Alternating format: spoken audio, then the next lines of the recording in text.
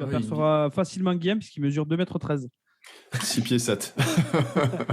T'es-tu 6 pieds 7 pour vrai? Ouais, 6 pieds 7. Non, c'est sûr, tu vas sûrement me voir dans la salle. Ah ouais, ben Par contre, tu verras peut-être moins Diego. 3 pieds 8. Il fait 5 pieds 3. Ça commence par bonjour ou soir. Bonjour. Non, bonsoir. Bonjour, je suis Nicolas Sarkozy. Allez, ciao, bonsoir. Sébastien, bonjour. Bonsoir à ceux qui préféraient pour bonsoir. Bonsoir Paris, yeah. Bonjour Guillaume. Bonjour Diego. Bonjour Louis. Bonsoir Thibaut. Donc bonjour à tous pour donc, ce 4e épisode de la saison 2. Mais surtout, bienvenue à notre 14e invité dans Bonjour, bonsoir. Il y a un an, jour pour jour, j'ai appris ça tout à l'heure, on recevait celle que nous avions désignée comme l'ambassadrice québécoise de notre podcast, c'est-à-dire Chloé Rochette de Happy Fitness. Et aujourd'hui, donc, on reçoit Louis Girard Bock. On dit le blaze en entier? Oui, idéalement. Louis Girard Bock, humoriste donc, de la belle province, hein, puisque tu viens de Montréal. Est-ce qu'on peut dire que donc, Happy Fitness, pour te présenter, c'était une nana qu'on avait reçue dans le podcast qui nous a parlé de sport l'année dernière. Est-ce qu'on peut dire que le sport, c'est un peu votre dénominateur commun à tous les deux? Oui. Par contre, j'imagine que la relation, c'est pas la même. Moi, c'est de pas en faire. Puis elle, je pense qu'elle en fait. Là, fait que... Ouais, voilà. Elle, c'est le sport par le contentement, elle nous disait. C'est voilà, de donner envie aux gens d'être contents de faire du sport. Ouais, c'est pas ma relation avec le sport, non. Alors voilà, c'était une petite pièce comme ça pour commencer. C'était un petit peu gratuit, mais parce que je t'en veux un peu de m'avoir spoilé Game of Thrones. Parce que j'ai vu que tu t'étais rematé Game of Thrones, alors que moi, je découvre 10 ans après. Alors du coup, je t'en voulais un petit peu, donc je me suis dit, je vais mettre une petite pièce. Oui. Non, j'ai bien profité du fait que je sais pas comment ça se passe en France en ce moment, les confinements, tout ça, mais genre le Québec, on vient de ressortir c'était quoi? C'était le 4e? Non, je sais plus. C'est difficile à suivre, mais là, on pouvait plus faire de spectacle, on pouvait plus rien faire. Puis d'habitude, j'ai heureusement pas le temps d'écouter des émissions de télé que je veux écouter normalement. Fait que là, j'étais comme, je vais écouter Game of Thrones parce que j'ai le temps. Et voilà, et moi qui te suis sur Instagram, je me suis fait spoiler. Ouais. Mais je pense qu'après 10 ans, je pense que c'est plus de ma faute. Non, c'est carrément la mienne. Tu sais, moi, je suis un peu comme ça. C'est dès que les gens s'occupent de quelque chose, dès qu'ils aiment beaucoup quelque chose, je vais dire non, c'est nul, je ne regarderai pas parce qu'il y a trop de monde qui regarde et je découvre après, du coup, tout en retard. Je viens de découvrir MySpace, par exemple. Mieux tard que jamais. Oui, et j'espère que tu n'as pas envoyé ton inscription à la Star Academy. Pas encore, mais je pense faire ça dans quelques temps. Non, mais ce que je vous propose de faire là pour commencer, pour donner une petite touche de bonne humeur dans ce monde morose, dans ce monde de merde, c'est de me dire quelque chose de positif que vous avez fait, quelque chose qui vous est arrivé récemment. Moi, ce matin, je roulais vraiment pas vite en vélo, puis je pensais que j'allais crever. Et en fait, après être sorti du boulot, je me suis rendu compte que j'avais pas crevé, donc ça m'a quand même rassuré. J'étais quand même content. Je me suis dit, je ne serais pas obligé de rentrer en métro avec mon vélo. Donc je prends. Bonne façon, écoute, bonne façon de commencer la journée. Toi, Diego? Mais écoute, c'est très météorologique. Hein. C'est vrai qu'au Québec, là, on est sur une phase de transition.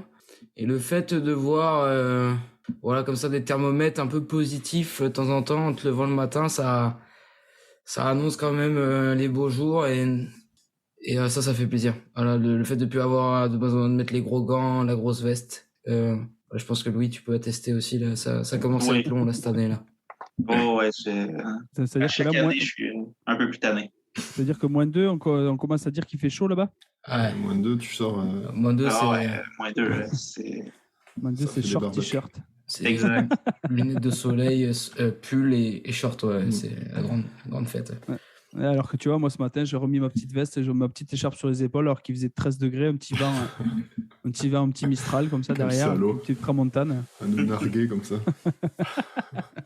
J'avais mon petit chèche de super connard là, et puis j'ai dit, quand même, il fait frisquer. Toi, Louis, est-ce que tu as quelque chose de positif qui est arrivé récemment? Ce matin, je veux pas créer de chicane, mais j'ai mangé des chocolatines ce matin, puis ça faisait longtemps que j'en avais mangé.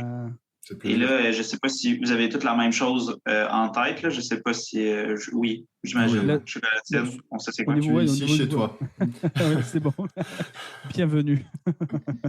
Tu es un terrain conquis, c'est bon. On dit bien chocolatine. C'est le fameux débat. C'est à peu près le seul débat qui met autant d'émulation en France quand même. On a quand même des problèmes assez particuliers. Je ne sais pas si vous avez un débat parallèle comme ça au Québec. C'est une bonne question. Je ne sais pas si pain au chocolatine. Entre la poutine et le pain au poutin, je ne sais pas. Non, c'est ceux qui mettent des choses dans leur poutine et ceux qui la prennent classique. Un peu ça. Ouais, il y a ça. Ben, il y a aussi d'où elle vient. Mm. Il y a deux villes qui se chicanent par rapport à qui a inventé la poutine. Mais là, on va pas en dire trop parce que ça. J'avais un petit.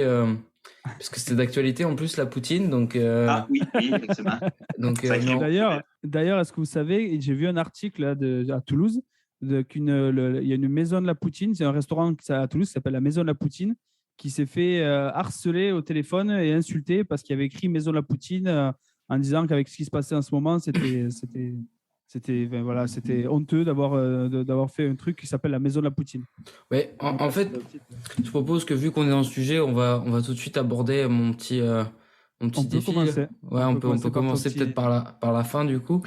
Parce que c'était quand même quelque chose qui est beaucoup consommé ici, notamment en hiver. C'est vraiment le top 1 des activités québécoises? Non, mais j'exagère là. Je sais pas ce que t'en penses, Louis, mais c'est quand même. On est fiers entre guillemets de ce mets-là parce que c'est bon là quand même. Moi personnellement, je suis pas fan en fait. J'en mange une ou deux par année peut-être là, mais il y a des gens c'est religieux là, c'est à chaque semaine là, tu sais parce que c'est juste que c'est horriblement peu nourrissant.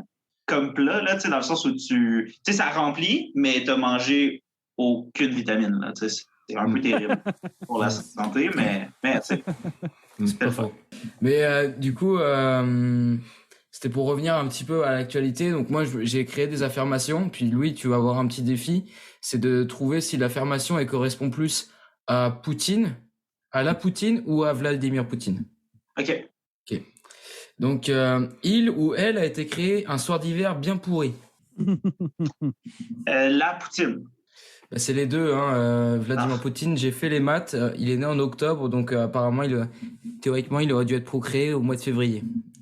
Et une bonne baisse de février quand il fait froid là. Ouais, une bonne baisse. Surtout en Russie, à mon avis, il va falloir se resserrer. Voilà. Et puis c'est vrai que en fait, j'ai regardé l'historique de la Poutine aussi au Québec. Puis moi, j'ai pris parti. Apparemment, ça a été créé dans un restaurant qui s'appelait le Lutin Kiri à Warwick. Je sais pas comment est-ce qu'on le prononce d'ailleurs. Warwick. Ouais. Warwick. Et là, apparemment, c'est un client nommé Eddie Lanès qui a demandé au propriétaire Fernand Lachance, le fameux Fernand Lachance, de mettre du fromage dans un seau de frites. Alors là, il aurait dû dire ça va faire une maudite poutine. Et ce qui veut dire en québécois une mixture étrange. Donc voilà. Donc tous les deux ont bien été créés un soir d'hiver bien pourri. Maintenant, deuxième affirmation. Il ou elle a été créé avec les restes dont personne ne voulait. Vladimir. Mais c'est les deux aussi, Vladimir Poutine. Vladimir Poutine, il a été refusé par le KGB, le pauvre. Donc voilà, personne n'en voulait. Puis la poutine, c'est fait avec les vieilles frites, celle dont personne ne veut non plus. Bon, troisième affirmation. Il ou elle est principalement constitué d'un ingrédient qui fait squish. La poutine. Et oui, là c'est la poutine. Voilà, donc pour tous les Français qui nous écoutent, la poutine a la particularité d'être fait d'un fromage qui, quand tu le manges, c'est censé faire squish. Et la dernière affirmation, il ou elle a toujours la frite. La poutine. La poutine, voilà. Donc, Pas mal, Louis, 2 sur 4. Ouais, ça passe. Pas mal, et on te donne rendez-vous pour un autre jeu. On espère que tu pourras améliorer ton score. Et du coup, Thibaut, qu'est-ce qui t'était arrivé de positif? Parce qu'on ne te l'a pas demandé, toi. Alors moi, j'ai monté tout seul une banquette Ikea, alors qu'il y a écrit 2 sur la notice, et c'est quelque chose qui m'a rendu assez fier quand même. Tu vois, c'était un peu mon œuvre de toute une vie, quoi. T'as dû mettre hyper longtemps, non? Je dirais pas pour mon honneur, pour soigner mon honneur, mais ouais, j'ai mis un petit peu de temps. C'est quand même pas mal, c'est un bon haut fait. Ce que je te propose, c'est que du coup, on parle depuis déjà quelques minutes et on ne t'a pas encore présenté Louis. Du coup, Guillaume, est-ce que tu as prévu une petite présentation pour notre invité? Mais Louis, Louis qui vient de Gatineau, Diego, non pas de Montréal, donc respecte l'Outaouais, s'il te plaît. D'ailleurs, si tu as des bonnes adresses à nous donner en Outaouais, c'est vrai que c'est pas une région que je connais trop. Non, Louis, nous, on t'a invité parce qu'on aimait beaucoup ce que tu faisais. On t'a connu sur Instagram avec ces petits sketchs. Et puis ensuite, on a creusé un peu. On est allé voir un peu ce que tu faisais sur des émissions de télé ou quoi. Et puis, c'est vrai qu'on a beaucoup aimé. Avec Diego, maintenant, on sait que tu joues dans un bar qui est proche de chez nous. Et puis, j'ai un peu creusé par rapport à ce que tu avais fait. Donc, toi, tu es parti sur des études de journalisme. Du coup que t'as pas complètement fini. Alors moi je voulais savoir pourquoi t'étais pas allé jusqu'au bac. Pourquoi t'étais parti directement dans l'écriture humoristique? En fait, c'est un peu j'ai fait 2 ans du bac en journalisme, puis dès la première session, je savais que c'était pas fait pour moi. Parce que je pense que ça prend beaucoup d'investissement pour devenir journaliste. Il faut aimer ça. Puis je voyais que j'aimais pas ça autant que mes collègues. Puis je me disais, qu'est-ce que moi j'aime autant que eux aiment le journalisme? Puis ça s'est tombé sur l'humour. Fait qu'après ça, j'ai appliqué pour l'École nationale de l'humour dans le programme d'écriture. Puis là, dès que j'ai été accepté, j'ai lâché ça. Ouais, parce que là, j'ai vu, tu as fait du coup 3 ans en écriture. Et là, maintenant, tu es en création, c'est ça? Dans le fond, c'est 1 an le programme d'écriture, puis j'ai fait 2 ans du programme de création. Dans le fond, il y en a un, il y a le programme d'écriture qui est 1 an et l'autre est de 2 ans. Puis c'est celui qu'on appelle de scène, mettons, où tu apprends un peu plus à être un stand-up, là, un humoriste. Et fait que c'est ça. Fait que j'ai fait les 2 programmes, dans le fond, pour totaliser un 3 ans que je viens de terminer en septembre dernier. OK.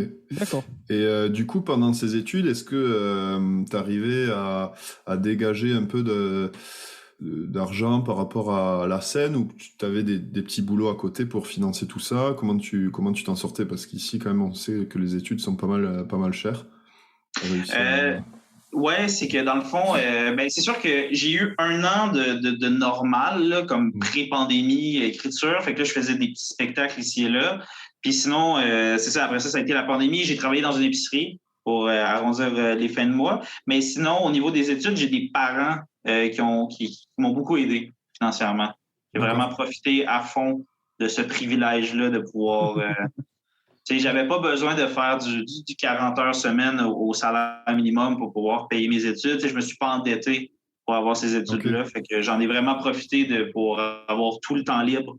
J'ai essayé d'utiliser à fond tout le temps libre que j'avais là, pour faire du stand-up, des shows et tout ça. C'est sûr que c'est plus difficile quand il y a une pandémie et que tout est fermé, mais quand ça va bien, ça va bien.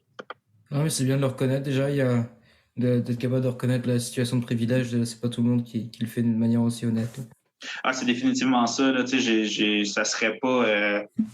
je serais juste vraiment rendu moins loin, où j'aurais fait beaucoup moins de choses pour l'âge que j'ai si j'avais dû travailler comme des heures pas possibles. En fait, je pense pas que je serais allé à l'école si j'avais dû payer l'école moi-même. Okay. Ça n'aurait juste pas été une option pour moi d'emprunter 15 000 $ pour essayer de faire une école d'art. J'aurais essayé de faire les choses par moi-même, en fait. Ce qui est très possible, très noble. Il y a plein d'humoristes en ce moment qui sont dans la haute sphère la moitié des humoristes qu'on voit à la télé en ce moment et qui sont considérés les meilleurs, c'est des gens qui n'ont pas fait l'école. C'est plus nécessairement la seule voie possible à prendre. Là, c'est bien, ça veut dire que tes parents t'ont encouragé et t'ont soutenu aussi dans ce projet-là? Oui. Ouais, quand même beaucoup. J'étais le premier un peu de ma famille immédiate. On est 5 enfants, puis j'étais comme le premier à démontrer un intérêt pour avoir une carrière artistique puis tout ça. Mes 2 parents sont dentistes. Ma grande sœur est en médecine, mon frère est en génie logiciel. On a des parcours très scientifiques, sciences de la nature. Fait que quand moi j'ai parlé de vouloir aller à une école d'art puis tout ça, ma mère était curieuse mais ouverte. Puis finalement, dès qu'elle a vu que j'étais autant sérieux là-dedans que mes frères et sœurs étaient dans leur parcours, elle était comme OK, c'est possible, puis tout ça. Puis évidemment, après ça, quand tu as gig à la télévision, ça vient mettre une espèce de petite étampe de confirmation de comme, OK, c'est vrai, c'est tangible. Tout ça, là, c'est pas... c'est palpable. Exact. Parce que du coup, quand tu sors de l'école nationale d'humour, tu as quand même un débouché assez certain où il faut quand même faire sa place, faut se battre un petit peu. Parce que nous, on voit ici, par exemple, en France, il faut aller jusqu'à Paris. Il y en a plein qui prennent le risque, il y en a pour qui ça marche, mais il y en a qui doivent bosser à côté et sans forcément que ça porte ses fruits. Comment ça se passe après là-bas au Québec? Le diplôme de l'école, c'est vraiment pas de l'École nationale de l'humour, c'est vraiment pas une garantie, vraiment pas. Là, au final, c'est un papier, c'est une confirmation que tu as passé à travers une certaine formation. Mais sinon, tu sais, parce que là, ça termine avec une tournée. Fait qu'on fait une trentaine de spectacles à travers le Québec et tout ça, dont à Montréal. Fait que là, tu peux te faire voir par des agences, des boîtes de production et tout ça. Mais tu sais, si tu accroches l'œil de personne, après ça, il faut que tu continues à faire des spectacles toi-même dans les bars puis tout ça. Fait que c'est beaucoup de chance. C'est un peu une méritocratie dans le sens où genre tu vas sûrement... généralement, si tu travailles d'une bonne façon et beaucoup, tu risques d'avoir quand même des résultats, mais ça prend une partie de chance de comme être bon au bon moment devant les bonnes personnes. Voilà, ça, c'est vraiment pas donné à tous, malheureusement. Mais ouais, c'est pour ça que je mentionne le privilège de genre, moi, j'ai eu la chance de... je suis là en ce moment, je gagne ma vie de ça. Là, pas super bien, mais bien. Et ça fait en sorte que n'importe quand on me demande es-tu libre pour faire tel spectacle? Ben oui, j'ai rien d'autre à mon horaire. Mais si j'ai des dettes à rembourser, s'il faut que je travaille pour payer des affaires, ben si, admettons, le stand-up, c'est pas mon emploi, ben ça veut dire que je peux pas accepter là, mercredi soir à dernière minute d'aller faire un spectacle parce que j'ai un shift à la job et tout ça. Fait que c'est ça qui est difficile. Même dans une société super privilégiée nord-américaine, c'est quand même difficile d'avoir un rêve aussi, un rêve artistique là, dans un domaine aussi... on l'a vu pendant la pandémie, là, c'est tellement futile et volatile en fait là, comme domaine. Là, on a juste tous disparu. Ces gens-là. Là, on n'a aucune utilité pendant que le monde brûle. Là, Ben oui, non, là. Enfin, non, mais il y en a une, en fait, sincèrement, c'est un peu une blague parce que, évidemment, si je te demande si je demande à quelqu'un qu'est-ce que tu as fait pendant la pandémie, ben, j'ai regardé des films, j'ai écouté de la musique, c'est des artistes, là, on s'est diverti avec ça, si on n'avait pas eu ça, ça aurait été beaucoup plus terrible. Mais disons que c'est ça, c'est que dans le sentiment immédiat qu'on a, c'est un peu l'espèce de Colin, hein, on n'est pas infirmière, on n'est pas médecin. T'sais. Oui, mais Louis, dis-toi que à l'instar de toi, qui donne beaucoup de plaisir aussi aux gens, nous, on a aussi fait nos lives Instagram et on a illuminé au moins la vie d'une douzaine de personnes 2 fois par semaine. Donc, je trouve que voilà, il ne faut pas non plus sous-estimer le bien qu'on fait aux gens. Ouais. Effectivement. Il faut quand même y penser. Quoi. Ça fait 12 personnes heureuses. C'est déjà 2 fois par semaine. 2 fois par semaine. Mais les 12 mêmes personnes. Malheureusement, ça n'a pas été... Voilà, ça n'a pas rayonné un peu plus. C'est à peu près la base électorale de Anne Hidalgo. Bon. Voilà, petite blague politique française. On adore, on apprécie. Et pour revenir à l'École nationale de l'humour, c'est vrai que je me suis penché un peu, je suis allé voir, et c'est vrai que les matières... ça faisait presque rêver parce qu'il y a par exemple créativité, création de numéros, improvisation, technique vocale. C'est vraiment très très orienté sur l'écriture et comment tu peux faire en sorte de créer aussi un style, j'imagine, et pouvoir ensuite l'exploiter dans des bars ou dans des salles de spectacle. Donc ça devait être vraiment passionnant ces années-là de travail. Ouais, c'est vraiment une formation qui est très précise, qui t'encadre dans te découvrir toi-même puis ton unicité. Là. Qu'est-ce qui fait que... C'est quoi Louis Girard Bock? Là, contrairement à d'autres formations, par exemple, des formations de théâtre, on essaye de voir comment tu peux être une panoplie de gens. Comment que tu peux... te transformer en quelqu'un d'autre, des affaires de même, jouer d'autres gens. Mais là, tu apprends vraiment à être toi-même. Fait que si tu parles d'une manière bizarre, si tu bégayes, si tu as l'air si tu as une drôle de face ou whatever, on mise là-dessus. C'est vraiment sur ton unicité. Fait que c'est bien le fun. C'est beaucoup de recherche sur soi-même. quand même, ne serait-ce que technique vocale, là, c'est très quand même se mettre à nu là, que de crier avec 3 de tes collègues dans un local pour te délier la gorge, puis faire des étirements, puis boire des mixtures étranges faites par un professeur.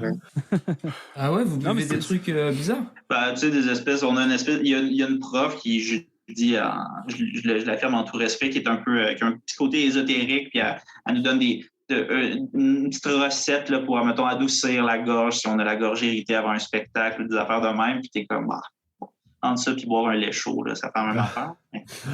Ok. C'est rigolo que tu dises ça, que la formation est consacrée en fait à l'artiste, que chaque artiste est un peu se définit lui-même dans la formation. À l'inverse, en France, où par exemple j'écoutais un podcast d'un Belge, je crois, qui recevait un humoriste français du moment qui s'appelle Jérôme Niel, et il racontait justement que lui, il avait testé ses écoles de l'humour, ses cours Florence et ce qu'on a nous à Paris, que lui, en fait, il ne se sentait pas là-dedans. Parce que justement, on lui dit, premier moment, lui, il voulait faire des blagues, il voulait écrire, il voulait apprendre à faire des blagues, apprendre à faire rire les gens. Et dès qu'il arrivait dans ce truc, on lui a dit, tiens, tu vas faire la tirade de Cyrano de Bergerac, la fameuse tirade sur le nez. Et lui, il a dit, non, c'est pas du tout ça pour moi l'humour. C'est pas... Donc du coup, en fait, c'est vrai qu'il y a une conception en France qui a l'air un petit peu plus à l'ancienne, peut-être que par rapport au Québec. Ouais, ben, tu sais, mettons ça, d'un œil extérieur, avec aucun contexte, je comprends pas ce serait quoi la logique de pratiquer un texte de Bergerac. Genre, tu sais, comme je comprends pas qu'est-ce qui t'aide après ça.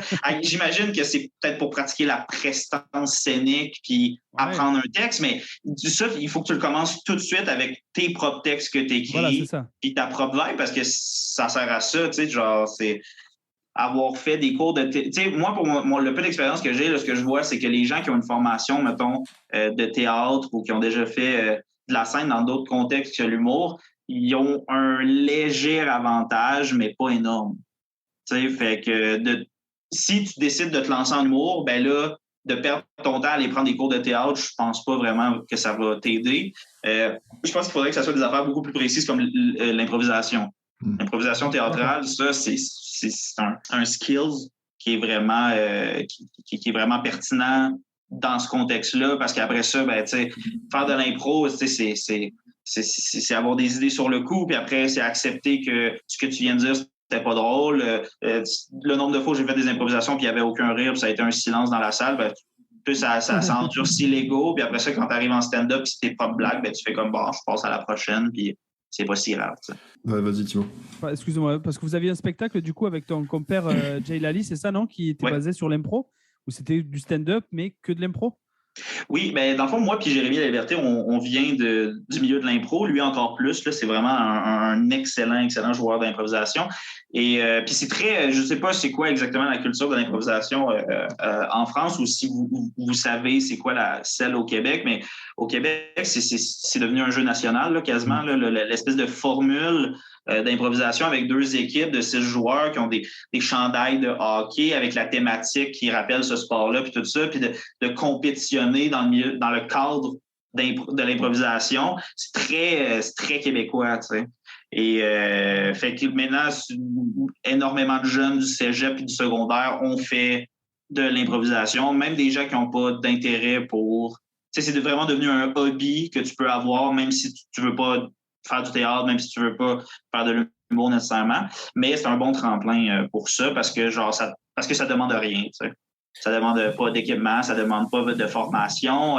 Tu peux dire n'importe quoi, puis là, tu te trouves un peu là-dedans. Et là, les spectacles qu'on faisait, c'est un mix entre cette improvisation-là et le stand-up. Ça veut dire que c'est du stand-up selon les thèmes que les gens nous envoient ou qu'on pige. Et on essaie juste de partir là-dessus, tu sais. Alors moi, je voulais te demander aussi, Louis, est-ce que l'impro, ça t'a permis de peaufiner un style, ou ça t'a surtout permis d'avoir des idées comme ça qui venaient à brûle-pourpoint, mais t'as peaufiné ton style plus sur l'écriture?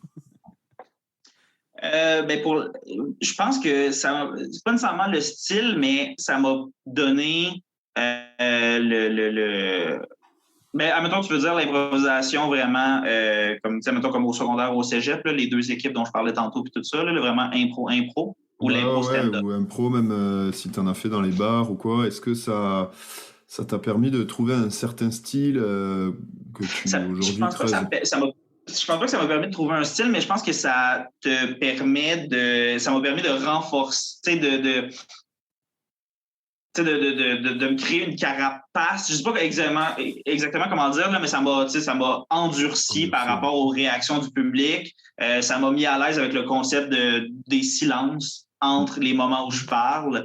Ça t'habitue à être sur une scène, ça t'habitue à projeter ta voix comme du monde, ça t'habitue à soit regarder les gens ou pas regarder les gens, dépendant de ce que tu veux faire. Fait qu'après ça, c'est que tu arrives en stand-up, puis là, tu as déjà ces petits codes-là, puis là, ça te permet de trouver ton style un peu plus rapidement, tu sais, parce que sinon, si j'avais pas fait d'improvisation, ben ces apprentissages-là, je les aurais faits en même temps que les autres apprentissages de stand-up, fait que ça aurait juste été... Tu sais, j'ai l'impression qu'avoir une formation ou avoir une expérience d'improvisation, c'est un peu un catalyseur là, après pour la c'est suite. intéressant. Ça te blinde, en fait, ça t'endurcit, puis ça te permet de peut-être moins te prendre au sérieux aussi, puis d'accepter. Oui, parce qu'il y a énormément ça. Ça, c'est super important dans la culture de l'improvisation, c'est que exactement ce que tu as dit, de ne pas trop se prendre au sérieux, parce que justement, j'en parlais aujourd'hui avec une improvisatrice que j'ai regardée quand j'étais jeune à la télévision, puis elle me disait que justement le concept avec l'improvisation, c'est qu'admettons que tu vas faire un match d'improvisation devant une salle de 250 personnes,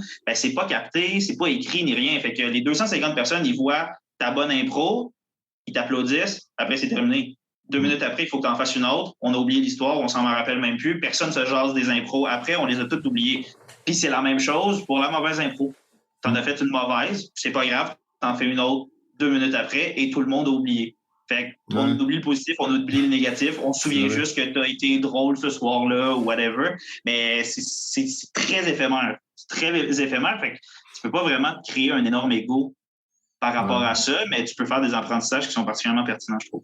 Moi, ce qui me fait marrer, là, je sais pas si tu connais t'as un humour qui me fait penser un peu sur les phrases que tu mets sur Instagram. Je sais pas si tu connais Le Chat de Philippe Geluck. Non. Non, c'est une BD, en fait. C'est pas du tout un humoriste en tant que tel, mais c'est un gros chat qui s'appelle Le Chat. Et toutes ces BD, c'est principalement des lieux-dits là, mais dans le sens où il fait de l'humour avec des choses qui sont évidentes, mais tellement il met des mots simples sur des évidences, et tellement il les tourne avec un bon angle que ça en devient rigolo. Mais si t'avais la référence, je pense que t'aurais... Il faudra que t'ailles voir, parce que c'est vrai que c'est pas mal. Quand je voyais... Par exemple, là, j'en ai une sous les yeux, j'étais vraiment nostalgique avant, puis parfois je m'ennuie de ça.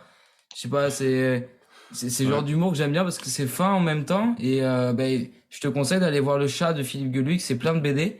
Mais ça se peut que... Je vais juste ouvrir Google rapidement parce que ça se peut que je sache c'est quoi. Mais c'est un peu le style d'humour de One Light Joke. C'est c'est catchy, c'est en une phrase, on fait marrer en une phrase, et je sais que j'avais vu des documentaires où il y a justement, toi tu es là-dedans, mais où tu as des humoristes vraiment qui sont spécialistes là-dedans. Dans le, ouais. Ah oui, je connais ce show-là. C'est le même style. Mais justement, c'est intéressant que tu mentionnes ça parce que c'est définitivement mon humour, moi, a été quand même beaucoup formé par la BD belge, française, tu sais, genre, je lisais énormément de BD quand j'étais jeune, justement, là, de faire rire en 3 cases. J'adore l'ultra minimaliste en écriture, tu sais, en littérature, whatever. C'est pour ça que j'aime la poésie, j'aime les haïkus, j'aime ça, les micro-formes d'écriture. Puis en stand-up, j'avais trouvé ça intéressant. Moi, quand j'ai découvert les one-liner comedians, là, les gens qui... C'est comme... Il y a du monde dont on va se souvenir toute notre vie. Tu sais, que leurs blagues deviennent quasiment des blagues dans les livres de blagues là, qu'on se raconte de même, puis qu'on ne sait pas que c'est telle personne qui l'a écrite, dans le fond. Ça me fascine. C'est quelque chose qui se fait beaucoup en Amérique, j'ai l'impression, ce genre de style d'humour. J'ai l'impression qu'en France, nous, on est plus on installe un personnage, on installe un décor, on prend le temps d'installer, alors que j'ai l'impression qu'en voyant ce que tu fais, en voyant ce qui a été fait aux États-Unis, j'ai l'impression que c'est bam, bam, bam, ça, voilà, il faut que ça catch de suite, quoi. Il faut que la blague elle ait un impact en un seul coup. Mais en fait, c'est très américain, le one-liner, parce qu'au Québec, on n'en a pas vraiment. C'était ça mon but. Au début, je m'étais dirigé vers une blague une phrase, mais c'est pas. Puis moi, j'ai changé pour d'autres raisons, mais il y a aussi que il n'y a pas une énorme place pour ça au Québec parce que les gens aiment ça, apprendre à connaître les artistes, ils aiment ça se faire parler, se faire raconter leur vie, puis des affaires de même. Fait que il faut que ça soit relatable, puis des affaires des trucs comme ça. Fait que c'est pour ça que des humoristes qui font rire avec du one-liner, au Québec, il y en a eu très, très peu. Mais en tout cas, je te renvoie vers notre épisode 2 de la saison 2 qui est sur la bande dessinée et sur, comment il s'appelle, sur Tintinade qui fait des mèmes qui détourne du Tintin et qui, en 3 cases, fait vraiment des choses marrantes. Donc, si un jour tu as le temps d'écouter cet épisode 2 de la saison 2, tu verras que... je sais, ou de visiter son compte Instagram qui s'appelle aussi Tintinade. On t'enverra les liens. OK, excellent. Et du coup, est-ce que tu as eu un humoriste ou une humoriste dans ta jeunesse ou à un moment de ta vie qui t'a donné envie, c'est un peu bateau de dire qui t'a donné envie de faire ce métier, mais qui t'a donné envie de faire des blagues justement, et comme tous les gamins, je pense que ça doit être le cas pour vous, Diego et Guillaume, qui t'a donné envie de faire des blagues à tes copains dans la cour de récréation, par exemple? Oui, en fait, dans les premiers, ça serait Martin Matt. Martin Matt, grand humoriste québécois. Moi, j'ai vraiment adoré la confiance sur scène, le concept de genre, on dirait vraiment pas qu'il invente ça, parce qu'on sait que c'est écrit et tout ça, mais quand même, là, l'espèce d'aisance de comme il nous parle comme si on était un de ses amis puis tout ça, mais en même temps, il se vante puis il se place au-dessus de nous. J'ai bien aimé ça. Puis l'ancêtre de Martin Matt, entre guillemets, qui est Yvon Deschamps, qui est comme le père du stand-up québécois. Lui aussi était dans cette espèce de le concept de je dis le contraire de ce que je pense, là, comme formule humoristique. Ça j'ai toujours trouvé ça vraiment inspiré, mettons. Ouais. Et vous, les gars, vous avez des petits noms en tête comme ça? Mais ouais, c'est plutôt quelqu'un dans ma famille que je trouvais rigolo à table. Ah oui, ça peut être quelqu'un de ta famille, c'est intéressant aussi, ça. Ouais. Quelqu'un que je trouvais rigolo et qui faisait toujours un peu des mini-sketchs. Bon, après, je dis pas qu'il y avait pas forcément de l'alcool un peu dans le jeu, là, mais et quand on était à table, quand on était jeune, il y avait ce personnage là, toujours un peu en couleur, il s'appelle Jean-Marc. On lui fait la bise et c'est son anniversaire d'ailleurs aujourd'hui. On l'embrasse. On espère qu'il écoutera. Ouais. Jean-Marc, s'il nous écoute. Et non, c'est plus ça. Et puis autrement, comme humoriste, je sais pas. Moi, j'en ai en tête parce que je l'ai déjà dit plusieurs fois dans ce podcast, parce que mes parents avaient la cassette et c'était justement un Québécois et c'était Courte Manche. Oui. C'était Courte Manche et franchement, je me refaisais des sketchs à la maison. J'ai saoulé mes parents avec c'était un spectacle qu'il avait fait en Belgique et je saoulais mes parents avec cette cassette et après je refaisais tous les sketchs, je rendais fou ma famille parce que justement je répétais toujours les mêmes choses, les mêmes blagues à chaque fois et c'est vraiment quelqu'un qui m'a donné envie d'essayer d'être rigolo dans la vie de tous les jours, quoi. Ok. Non, moi j'aime bien l'absurde et le 4e, 5e degré, donc j'ai beaucoup aimé ce qu'a fait à un moment Éric Judor. Il a sorti une série qui s'appelait Platane. Et, ouais, j'ai beaucoup aimé ce qu'il faisait. Et puis là, Jonathan Cohen avait La Flamme. C'est des choses qui sont un peu barrées. C'est vrai que si tu regardes ça avec quelqu'un qui est premier degré, il va être là, mais c'est pourri, quoi. Mais ouais, j'aime beaucoup ça. Et voilà, après, là en ce moment, j'adore, je sais pas si tu le connais, Louis Arnaud Soli. Je trouve que c'est... Je suis allé le voir jeudi dernier, justement. Ah, c'est vrai? Il est bien son spectacle? Ouais, vraiment, c'est horrible. Justement, lui, c'est un autre que... Arnaud Soli est considéré comme le meilleur joueur, un des meilleurs joueurs d'improvisation. Il est dans le top 3 des meilleurs joueurs d'improvisation au Québec. Il vient de ce milieu-là, puis sur scène, ça paraît, là, genre quand il sort de son texte, qu'il se met à parler au public, tout ça, c'est du bonbon. Une confiance sur scène incroyable, une prestance. Il est juste... Vraiment, il est fait pour faire ça. Ouais, et puis justement, il est passé pas mal de fois à Sainte-Catherine, Théâtre Sainte-Catherine, et du coup, je me souviens l'avoir vu, et puis quand j'ai vu que ça prenait beaucoup, et même chaque fois qu'il sort une vidéo sur Instagram, là, c'est incroyable. Je vous conseille d'aller voir notamment la vidéo sur les courges, hein, sur le clip qu'il fait sur les courges. Non, moi, j'ai pris toutes les notes, là. Les notes, tu vas voir, Thibaut, je pense que tu vas pas mal aimer. Est-ce que tu as un travail ou une exigence sur l'écriture. On avait je pose la question parce qu'on avait interviewé un humoriste et lui, par exemple, il se donnait comme défi de tous les jours essayer de trouver un fait rigolo sur un objet qu'il avait dans la pièce. Juste, toi, est-ce que tu as une exigence comme ça, une régularité ou une rigueur peut-être sur l'écriture, quelque chose que tu sans te l'imposer, mais sur lequel tu vas y travailler? C'est quoi comment est-ce que tu travailles l'humour? Moi, dans le fond, ça fonctionne par vague un peu, dans le sens où j'ai eu la période où je faisais une blague par jour. Il y a eu ce moment-là, là, pendant je sais pas combien de temps j'avais fait ça. Là, j'écrivais au moins une blague par jour, qu'après ça, je publiais sur Internet, tout ça. Après ça, quand je faisais plus du liner, des fois, je restais à l'école, puis là, je restais 2 heures chaque 2 jours, puis là, j'écrivais pendant ce temps-là en écoutant des albums de musique, puis là, j'avais un générateur de mots sur Internet, fait que là, je cliquais, ça marquait pastèque, j'écris une joke sur le pastèque. Une fois que c'est écrit, je fais, c'est marqué lampe, j'écris une joke sur les lampes. Ah, je comprends. Je faisais ça de même. Je comprends la pour blague partir sur de quelque chose, tu sais, fait que je partais de ce mot-là, puis là, c'était ma contrainte. Fait que là, je partais là-dessus. Après ça, ou des fois, à texter un ami, dit envoie-moi 3 mots. Là, je fais 3 blagues, des affaires de même, là, pour shake things up un peu. Et maintenant, j'ai pas de formule claire. J'ai des périodes d'écriture avec des amis, surtout avec Jay La Liberté, là, mon comedy buddy. Là, on écrit de façon plus sérieuse, mettons genre des jours précis de la semaine où on est comme de 10h à 14h, on fait que ça, écrire, puis brainstormer, puis tout ça. Mais sinon, moi, c'est qu'une manière que j'ai trouvé d'écrire et d'avoir des idées puis tout ça, c'est de constamment y penser. Là, ça a l'air genre épuisant dit de même, mais c'est juste que moi, c'est mon plaisir dans la vie, c'est que n'importe quelle situation ou dans ma journée, je me pose la question, qu'est-ce qui est drôle ici? Qu'est-ce qui pourrait être comique? Qu'est-ce qui pourrait être absurde avec ce que je vis en ce moment? Même dans les pires moments, puis je note constamment. Dès que j'ai une micro-idée, je note ça.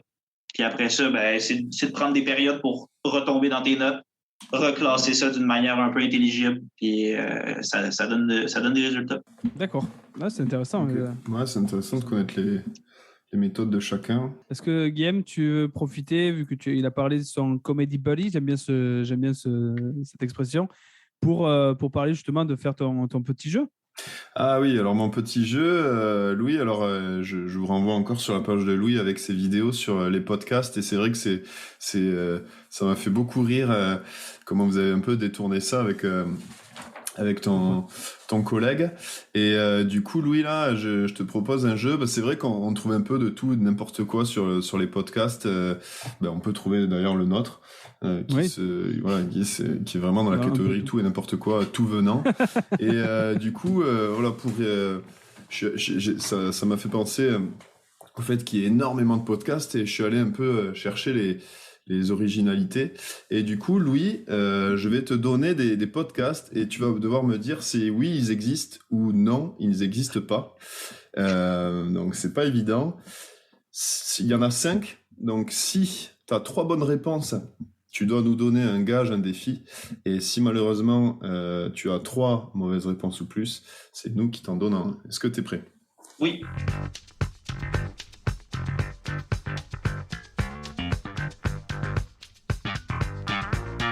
Donc, mes collègues ne savent pas, ne connaissent pas les réponses.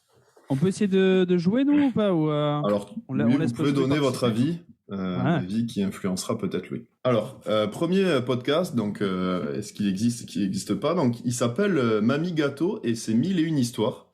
Donc, en fait, c'est Victor et sa grand-mère Josiane. Et malheureusement, Josiane, elle a l'Alzheimer. Donc, du coup, il se dépêche de récolter toutes les histoires de la vie de sa grand-mère. Et donc, on n'est pas sûr qu'il arrive à 1001 histoires, mais là, il est à 33 pour l'instant. Mais en tout cas, c'est quelque chose qu'il aimerait faire. Ta description et tout. Moi, je pensais que tu allais avoir juste des titres, mais tu as une description puis un concept, c'est incroyable. Il y a de l'écriture. Voilà. Je peux pas croire que c'est faux. C'est vrai. Moi, j'ai envie d'y croire aussi. J'ai envie de me dire, ouais. J'espère après, que ça existe. Parce que le 33 épisodes sur combien? Sur 101, tu disais? Non, sur 1001 histoires. Donc, Sur 1001 histoires, ouais. Il en reste pas mal. Puis là, sa grand-mère, c'est vrai qu'on commence. J'ai écouté un peu. C'est vrai que épisode après épisode, voilà, les histoires sont de plus en plus courtes. Elles se trompent dans les personnages. Il y a pas mal d'erreurs, mais. Ce qui serait rigolo, c'est que sa grand-mère, en fait, soit jouée par un pote à lui. Bah, en tout cas. Et Louis, qu'est-ce que t'en dis? Vrai. Tu penses que ça existe? Je pense que ça existe. Et non, malheureusement, ça Ah.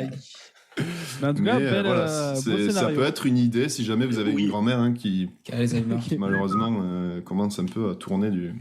Je produis ce podcast. Je produis. Donc j'apprécie. 0 sur 1, Louis. Ça commence mal. Deuxième, donc ça s'appelle 13 pichos des sangria.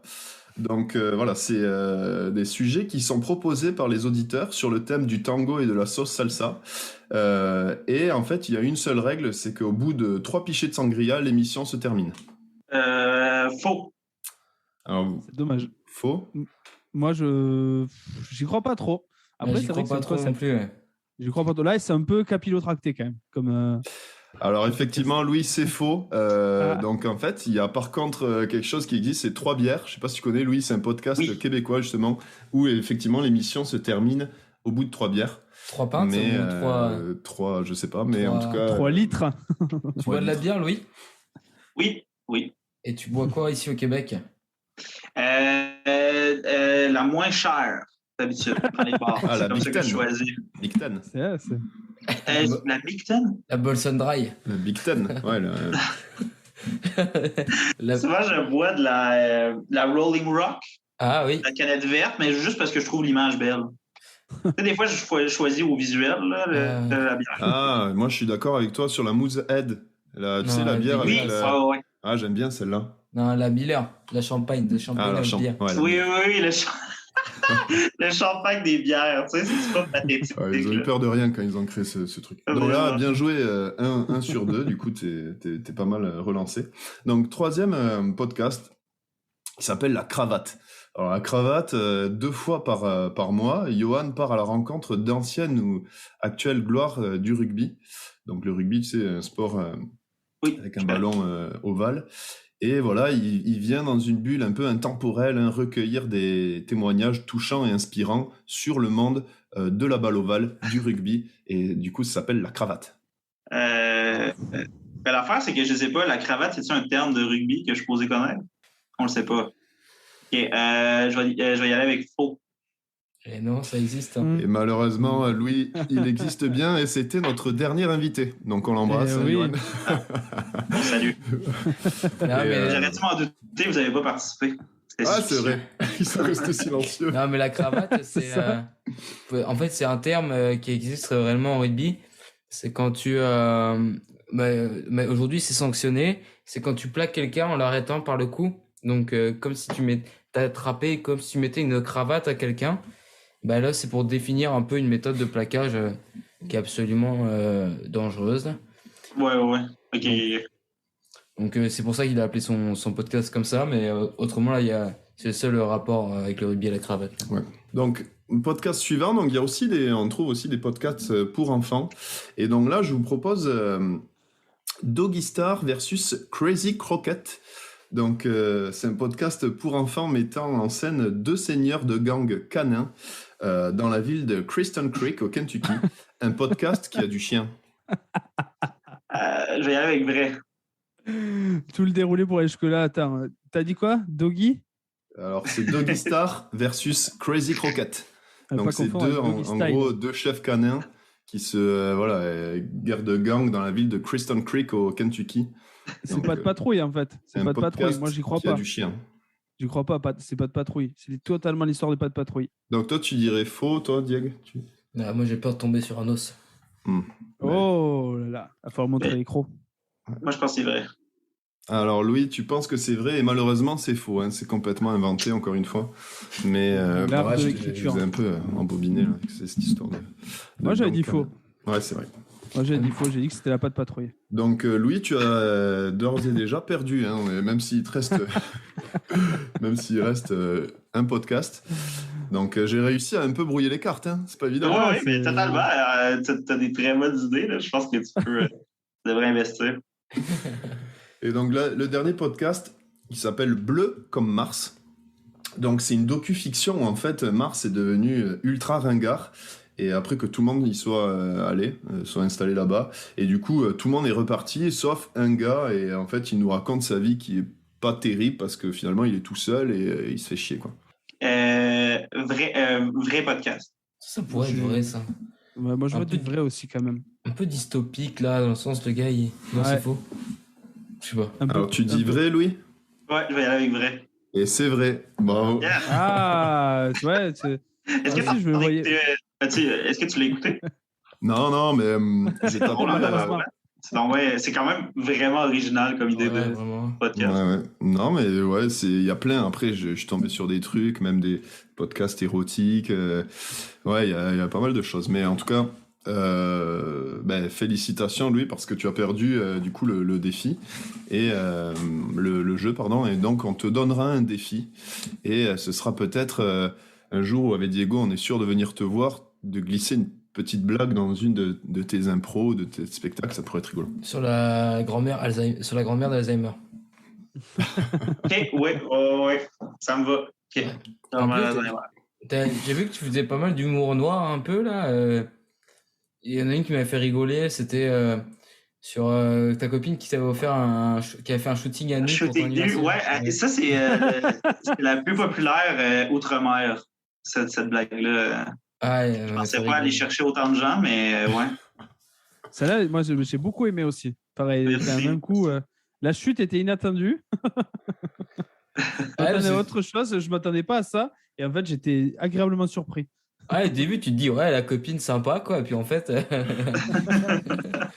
Ok, mais toujours sympa quand même. Shooting nu, toujours sympa. Toujours sympa, ouais, mais. Voilà. Non, en tout cas, moi, j'aimerais féliciter Guillaume quand même pour son sens de l'écriture. Vraiment. Son sens de la fiction, puisqu'il nous a inventé plusieurs concepts de podcast. D'avoir embobiné notre invité.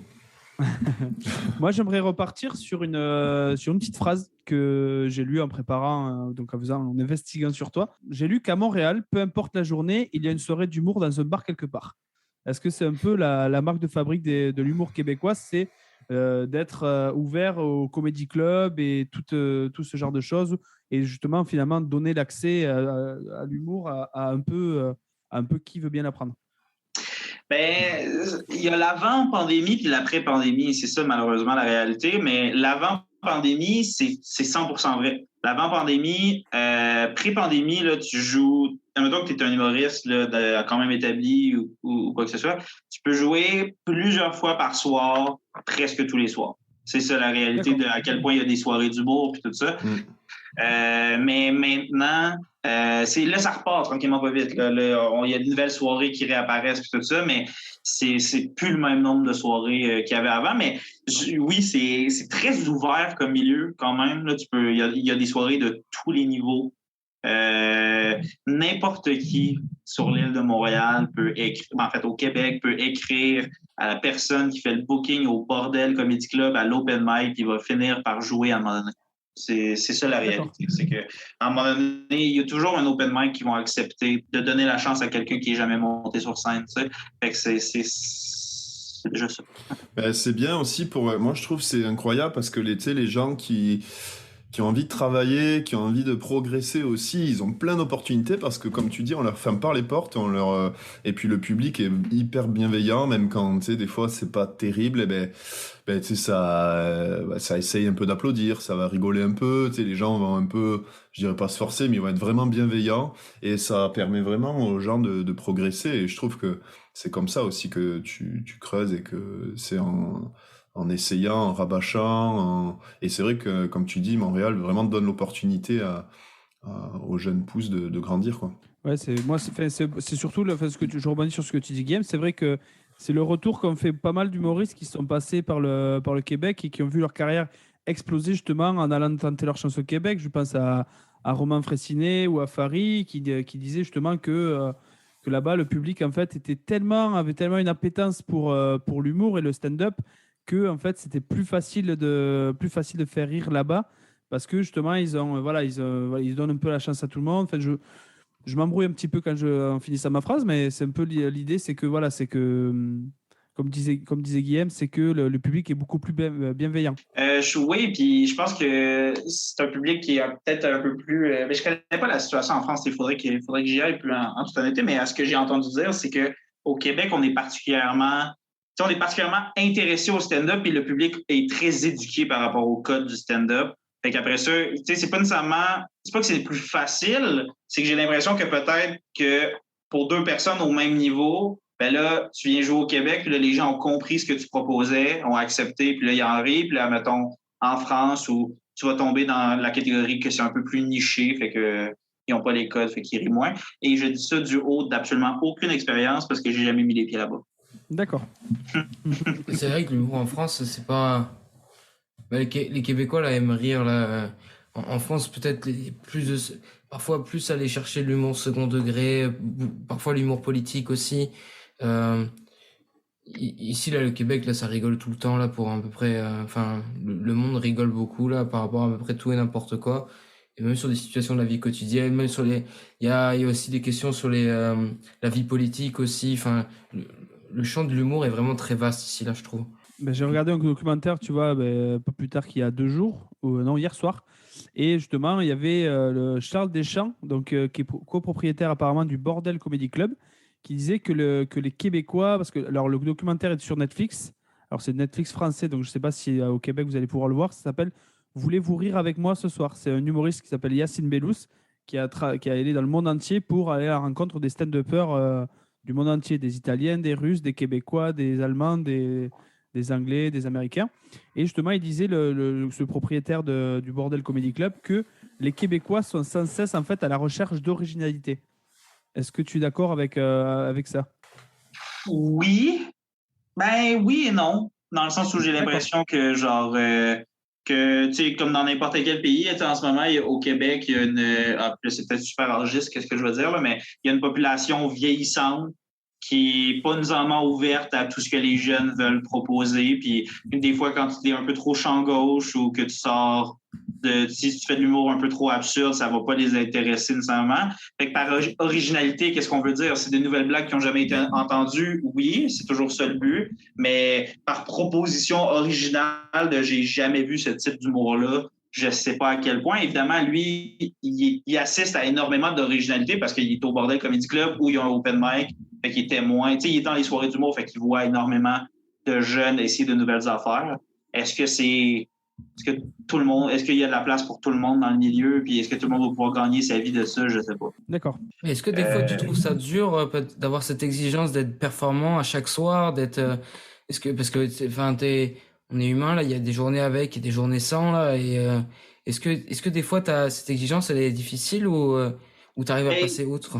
Oui, comme dans n'importe quoi, comme tu le mentionnes, il y a des journées difficiles parce qu'on est humain.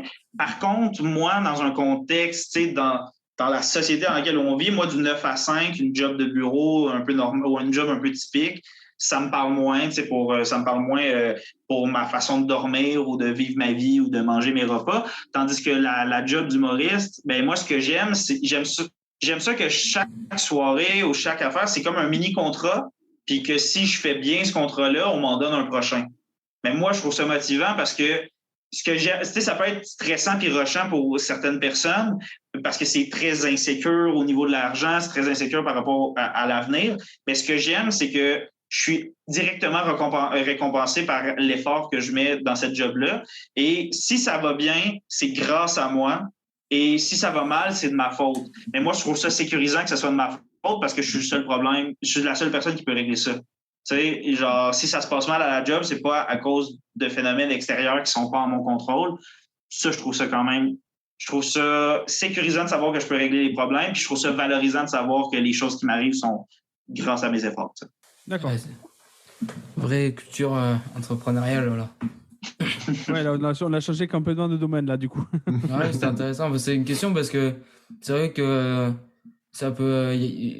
d'avoir quelqu'un comme ça qui fait des blagues sur scène, tu te dis c'est quand même un nice job, mais est-ce qu'il y en a beaucoup qui seraient vraiment qui seraient vraiment prêts à prendre ces engagements-là en termes de vie. C'est ça l'affaire, c'est qu'il y a une grosse partie de. Tu sais, ce qu'on voit sur scène, c'est la pointe de l'iceberg, là, si je peux me permettre d'utiliser cette expression-là, dans le sens où, comme, ben, tu sais, oui, ça me tente de. Tu vois ça sur scène, là, je raconte mes blagues, on rit, c'était bien le fun, on m'applaudit, je descends de scène, mais après ça, c'est parce que j'ai passé 50 heures à écrire ça tout seul chez moi. J'ai répété tout seul. Après ça, j'ai été pas sûr de ce que j'allais manger ce soir parce que j'ai pas beaucoup d'argent. Des fois, je m'endors le soir puis je me demande pourquoi je fais ça. Fait qu'il y a beaucoup d'insécurité, beaucoup de non-assurance par rapport au futur. Fait que, il y a des gens qui ça peut paraître bien le fun dans le résultat final, mais le processus n'est pas nécessairement plaisant. Moi, le processus me plaît puis ça me stresse pas, mais ça prend un côté un peu bohème, je pense, pour vouloir essayer de gagner sa vie de l'art de cette façon-là, parce que, genre, la réalité, c'est qu'en ce moment, je suis dans les années où, genre, tu sais, je peux pas vraiment économiser pour de projets futurs parce que j'ai pas un flot d'argent qui rentre de façon constante. Fait que, tu sais, moi, j'ai pas de projet de maison ou de bateau ou même de voiture ou n'importe quoi, mais je suis juste content que j'ai pas besoin d'avoir une autre job que ça, puis que je peux dédier tout mon temps à faire ça. Mais je pense que c'est pas ça intéresse pas tout le monde, mettons, cette façon de vivre sa vie. Là. Et déjà, dis-toi que tu économises beaucoup d'argent parce qu'il y en a beaucoup qui payent un abonnement à la salle de gym très cher par mois. Là. Exact. Moi, je m'en vais économiser là-dessus. Non, ouais, c'est intéressant de voir cette partie-là, comme tu dis, la partie submergée un petit peu de l'iceberg, parce que, voilà, comme moi le premier, j'aurais adoré faire ce que tu as fait. Et c'est vrai que quand je vois les humoristes à la télé, je me dis, moi aussi j'aime faire des blagues, est-ce que un jour je pourrais pas me lancer? Mais c'est vrai que c'est assez insécurisant dans le domaine aussi entrepreneurial, comme tu disais, où tu n'es pas sûr à la fin du mois de te sortir assez d'argent pour vivre, ou alors de pas pouvoir mettre de côté, comme tu disais, pour différents projets.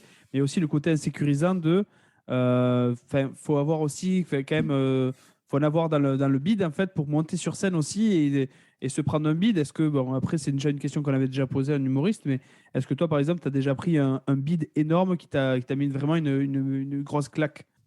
Ben, moi, je me considère quand même chanceux. Puis c'est pas que je me suis jamais planté sur scène, c'est plus que j'ai fait 10 ans d'impro avant de commencer le stand-up. Fait que me planter, je l'ai fait en improvisation. C'est là où j'ai vraiment... Mais c'est juste que maintenant, c'est pas nécessairement que je me suis pas planté, c'est juste que ça m'atteint pas de la même façon que si ça avait été ma première expérience de plantage, tu sais. Fait que c'est un peu comme ça que je l'ai vécu, ouais. D'accord, très bien. Est-ce que, Louis, toi, tu as des petites ambitions au niveau aussi du cinéma? Est-ce que c'est quelque chose qui te plairait à un moment d'apparaître ou de... J'aime beaucoup le jeu caméra, ouais, quand même. Ouais. J'ai eu la chance de faire quelques petits trucs, des courts-métrages, une pub. J'ai joué dans... moi, je reviens d'un tournage, en fait, ce matin. Puis j'en avais un lundi aussi. Puis j'aime beaucoup le jeu comique devant caméra. Ça, je trouve ça bien le fun. Ma seule limite, la seule fin de mes ambitions par rapport à ça, c'est que ma priorité reste le stand-up. Fait que ce que j'aimerais faire, c'est jouer dans des trucs pour qu'ensuite ça intéresse les gens de venir me voir sur scène. Mais sinon, je vais chercher mon plaisir personnel là-dedans. Là, comme moi, j'adore des jeunes humoristes américains qui se sont fait connaître, mettons, en stand-up, mais aussi qu'après ça... tu remarques qu'ils ont fait des grands films de comédie ou des affaires de même. C'est sûr que je trouve ça comme cool comme parcours. Là. Je trouve ça intéressant quand tu aimes un artiste de pouvoir le voir faire des affaires différentes. Ça fait comme décrocher, du stand-up, c'est précis. Je fais mes propres jokes et tout ça. Mais moi, de me faire dire quoi dire, ça me plaît aussi. T'sais. C'est vraiment autre chose, mais ça me plaît aussi. Et puis ça va être plus relaxant. Enfin, quand il n'y a plus que ton jeu, finalement, qui rentre en compte, tu peux aussi te concentrer peut-être sur les mimiques, etc. Ouais, c'est ça, fait que tu pratiques autre chose. Fait que j'aime juste jouer puis pas être moi-même, mettons. Je trouve ça le fun. Ok. Ça marche. Est-ce que les gars, vous avez d'autres questions? Est-ce que vous avez... Non, moi juste, est-ce que tu pourrais nous dire ce que tu fais en ce moment pour notre audience québécoise qui pourrait venir te voir sur scène? Tous les lundis, au bar Le Jockey, qui est Saint-Zotique-Chambord, comme mentionné. Préalablement. Et c'est ça. Fait que tous les lundis, je suis là. Jay La Liberté qui est à l'animation et moi à la chronique. Ça veut dire que je fais un nouveau numéro par semaine là, ou moi et Jay, on fait du stand-up improvisé en retour d'entraque, c'est un des deux généralement qu'on fait, mais je suis sur scène chaque lundi. Puis sinon, c'est des soirées dans les bars ici et là que comme je peux pas, c'est tellement souvent ces dernières minutes, je sais pas, tu sais, comme là évidemment ça va pas être diffusé en live, mais tu sais, ce soir je m'en vais à une soirée dans un bar, on m'a écrit 1 heure avant le podcast pour que. Fait que c'est ça, j'ai pas de liste de spectacles pour ça. Puis sinon, c'est ça, je joue dans des petits trucs tranquillement pas vite. Sinon, c'est les réseaux sociaux, évidemment. Là, je suis bien actif sur Instagram. C'est une bonne façon de se tenir au courant. Sur TikTok aussi, j'essaye de. Moi, le problème avec TikTok puis avec Instagram aussi, c'est que mon rapport à la création de contenu a été vraiment beaucoup. C'est très en lien avec la pandémie. Ça a été très en lien avec le fait que je pouvais pas faire autre chose. Fait que maintenant, je fais de la scène, puis je suis comme, à quel point ça me tente d'allumer ce micro-là, puis de jouer dans ma chambre, tandis que je vais aller le faire le soir. Mais en même temps, j'aime ça. J'aime ça mettre du contenu sur Internet. Je trouve ça terriblement flatteur que des gens en France et en Belgique puissent trouver ça drôle. Puis voilà, ça te donne une force de frappe aussi dans toute la francophonie. Ouais, moi, c'est un de mes grands rêves d'aller en France puis en Belgique faire du stand-up. J'adorerais ça aller vivre une année, en fait. En tout cas, t'es bienvenu à Toulouse. Avec plaisir, yes. T'es le bienvenu. T'es bienvenu aussi dans un de nos restos préférés, le Nouveau Système. Je sais pas si tu connais sur... Oui. Avec Diego, voilà, on s'en donne à cœur joie. On est un des principaux actionnaires maintenant de tout l'argent qu'on y met. C'est vraiment une institution montréalaise, Nouveau Système. Là. C'est là depuis... 1962. Il est vraiment plus au courant que moi. Voilà. Il a acheté un petit coin de bar. Oui, il y a sa place. Ils ont refait le plancher. Donc, c'est juste à côté du bar sportif chez Bruno. Bon. Voilà, donc si tu passes dans le coin, tu nous dis, on est à côté.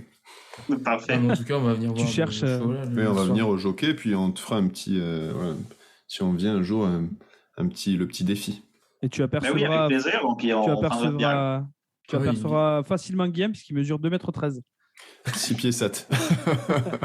T'es-tu 6 pieds 7 pour vrai? Ouais, 6 pieds 7. Non, c'est sûr, tu vas sûrement me voir dans la salle. Par contre, tu verras peut-être moins Diego. 3 pieds 8. Il fait 5 pieds 3. Non, je sais même pas combien je fais en pieds. Et puis, je pense que je sais pas, je suis pas grand en tout cas. Ok. En tout cas, merci à toi, Louis. Merci pour ton temps. Et puis voilà, on te souhaite que du bon. Et effectivement, hâte de venir te voir dès lundi prochain, je pense. Ouais, je pense. Ouais, et prenez des vidéos au moment du défi pour que je puisse avoir un petit peu un retour sur investissement. Ouais, on fera ça. On te fera ça, Thibaut. Non, ça marche. Super. Merci à vous. Merci pour l'invitation. Bon, merci beaucoup. Et puis bonne chance ce soir. Bonne chance, bonne scène. Je sais pas, on dit merde peut-être? Oui, je le prends. On dit merde. Allez. Mais grosse merde, alors ça marche. Au revoir. Allez, bon après-midi. Bonsoir. Bonsoir. Ça commence par bonjour ou soir. Bonjour. Non, bonsoir. Bonjour, je suis Nicolas Sarkozy. Allez, ciao, bonsoir. Spécial bonjour. Bonsoir à ceux qui préfèrent répondre bonsoir. Bonsoir Paris, yeah.